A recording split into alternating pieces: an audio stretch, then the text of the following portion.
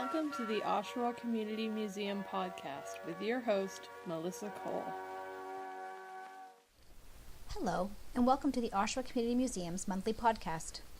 Today we will be speaking about a very common item that can be used daily in our modern lives.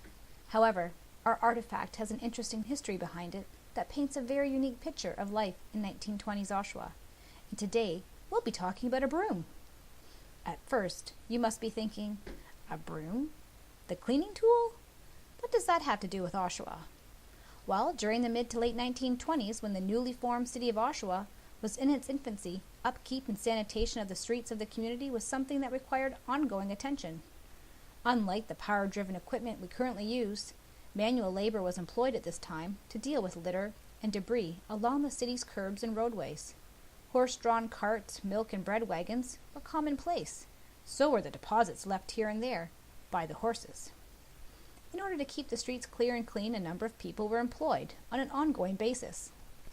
During 1926 to 1935, Mr. and Mrs. Crowells worked under contract with the city to clear paved roads of any miscellaneous debris in the area bounded by King and Simcoe Streets in the north, then east and south to the city's limits.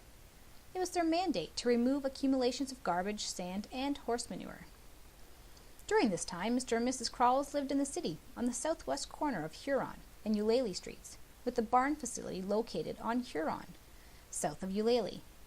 The barn housed 4 horses and 2 Hoosier wagons. The wagon was given the name Hoosier as a result of having a split floor in its bed.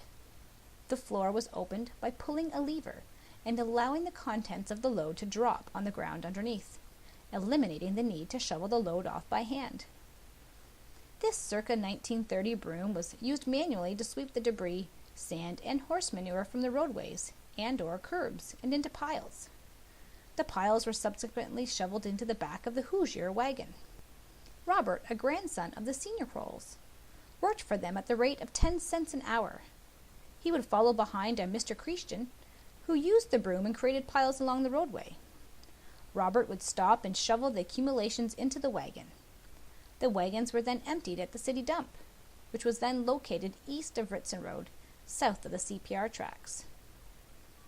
Thank you for joining me again on another journey into our collection.